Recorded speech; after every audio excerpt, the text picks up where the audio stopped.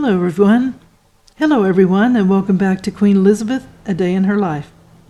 In our last episode, we saw the Queen Mother making her rounds in Australia and Nigeria. It gave her a sense of purpose, and she was representing her country, and she loved seeing the people in those countries full of British pride. We found out not only did she do airplane travel, she was also the first royal to ride in a helicopter, and she loved it. So let's see what's going on today. Soon after the Queen Mother returned from Africa, she prepared a trip to Rome with Princess Margaret. It was an unofficial trip, but she was to have an audience with Pope John the 23rd and unveil a monument to Byron in the Borghese Gardens. She wrote a happy letter to D'Arcy Osborne saying, "I can't believe that at last I'm coming to Rome. It is really exciting, and I'm looking forward to all of it so much. It is the first time in my life that I am to visit a place just for pleasure." She got the ancient letters from Protestants about her visit to the Pope. "I wish that one could convey to these people, who are simple and good, that if one goes to Rome, the Pope being the sovereign must be visited out of politeness, if nothing else. There is a great ignorance and fear still about the Roman Catholic religion, possibly because they are so well organized." The Queen's visit went well. She had lunch with D'Arcy Osborne and lunch at a trattoria called the Via Appia Antica.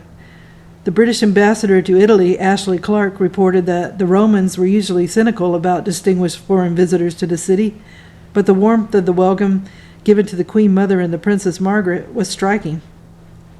On the way home, they stopped in Paris at the suggestion of Lady Jebb, whose husband was still British ambassador. She had suggested that the Queen Mother visit the International Floral Exhibition and the exhibition of British furniture. The Queen rarely needed encouragement to visit Paris, one of her favorite cities. And while she was there, she was pleased to have lunch with General de Gaulle, who is now President of France. In her published diaries, Lady Jebb had an unflattering portrait of Princess Margaret, whose disagreeable behavior contrasted with her mother's sparkling and delightful manners. "The princess," she said, "wishes to convey that she is very much the princess, but at the same time she's not prepared to stick to the rules if they bore or annoy her, such as being polite to people." She claimed that the princess faked a cold to get out of engagements, and that her only interests were to have her hair done by the famous hairdresser Alexandre and to have a fitting for a Dior dress. Lady Jebb complained about the princess to the Queen Mother's day-in-waiting Patricia Hamilton, who she claimed was not surprised, and observed that the Queen Mother would not be concerned in any way by her daughter's behavior. Nothing would disturb her happiness. Lady Jebb asked if Queen Elizabeth had always been so philosophical, and Lady Mableton said, "Yes, I think she's always had this quality, and a sort of serenity, and if being unhurried."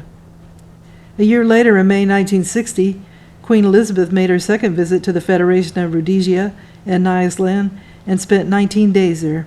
This was her favorite part of the British Empire in Africa, and she listened to the growing concerns of the white minority in southern Rhodesia, but was told by the people she trusted that relations between the black and white were likely to get much worse.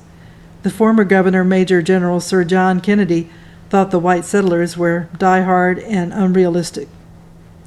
The main reason the Queen went there was to open the Kariba Dam, intended to provide hydroelectric power for the Copper Belt. She made numerous other visits to schools, factories, and farms, and one child whose school she had visited wrote an essay about her, saying, "She had gloves studded with rubies. Her shoes were pink, studded with diamonds. The jewels on her dress and tiara twinkled like stars. On her gloves were small emeralds." That was pretty neat. She traveled throughout the Federation, visiting small towns far from the beaten track. Near Blantyre, the capital of Nyasaland, she unveiled a war memorial to African and European servicemen who had fallen in the two world wars. She spoke movingly of the sacrifices that colonial soldiers had made for Britain, and laid a wreath of poppies on the memorial, which bore the inscription, "Least we forget." The governor of Nyasaland said that the Queen Mother's charm and dignity had ensured the great success of the visit at such a politically difficult time. Stories of her friendliness and personal charm spread quickly, as a result of what began as small crowds grew to throngs of thousands. The Queen Mother was pleased too.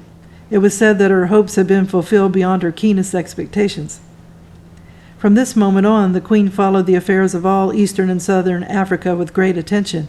She admired what the white settlers had achieved while understanding that the winds of change must produce just that and would lead to black majority rule. In the case of southern Rhodesia, she grew more and more concerned by the gulf between the whites and the blacks, by the white minority government's later unilateral declaration of independence, and by the way in which subsequent British governments handled the crisis. It wasn't just the empire that was having to change at the end of the 1950s. The imperial monarchy at home also began to come under scrutiny, along with other British institutions. There was a reassessment in the following years because of the British intervention in the Suez Crisis of 1956. The Conservative Prime Minister Anthony Eden resigned and was replaced by Harold Macmillan. The country was still poor and battered, struggling to recover from the immense exertion of winning the war. There were bomb sites all over London and other great cities. There was a cost of rebuilding and also the cost of naturalization and the welfare state embarked upon by the radical Labour governments of 1945 through 1951 and accepted by the Conservative government that succeeded them. Britain was still overwhelmingly a white nation. The first immigrants from the British colonies, particularly the West Indies, had begun to arrive in 1947, but there were only 36,000 a decade later. Class divisions had been diminished but not ended by the war. Social rank was easily identified by accents and clothing, even by men's hats. The monarchy was not just accepted, but was enjoyed by the overwhelming majority of the population. But even for the monarchy, change had begun. In 1953, the royal family had profited from a romantic sense of renewal and the hope after the coronation of Queen Elizabeth II. But by the end of the decade, public attitudes were much more questioning. There was still love, but it was no longer unconditional. The period of skepticism was seemingly triggered when a peer, Lord Altrincham, in parentheses named John Grigg, criticized the Queen in National Review, a small magazine he owned. He called her speeches prim little sermons and said that her background and training were too limited and her advisors too narrowly chosen. He thought she needed a truly classless and Commonwealth court. His remarks were thoughtful and intended to be supportive of what he called the genius of constitutional monarchy. Privately, some of the Queen's own advisors considered that such comments were helpful and that it was time for the palace to shed its Tweedy image. Such criticism was unprecedented and raised a public storm. Anthony Armstrong Jones was around this time in the royal firmament and was favorable. He was young, an attractive society photographer. His uncle was Oliver Mezery. Armstrong Jones had been at Eton and had coaxed the winning Cambridge boat in the 1950 boat race against Oxford. His friendship with Princess Margaret began to develop in 1959 after they were introduced by Elizabeth Cavendish, a sister of the Duke of Devonshire. His bohemian lifestyle attracted him to the rebellious princess. He had a studio and flat in Pimlico Road and a hideaway south of the Thames in Rotherhithe, in those days an unfashionable part of London. Armstrong Jones sent Princess Margaret long-playing gramophone records of a popular musical, Irma la Douce, and then invited her to see it. Princess Margaret talked to the Queen Mother about her relationship, and Queen Elizabeth asked Armstrong Jones to lunch at Clarence House. The princess warned him that if he came, she would bore you by forcing you to look at my photograph of Mama and the Heather, which was blown up very nicely.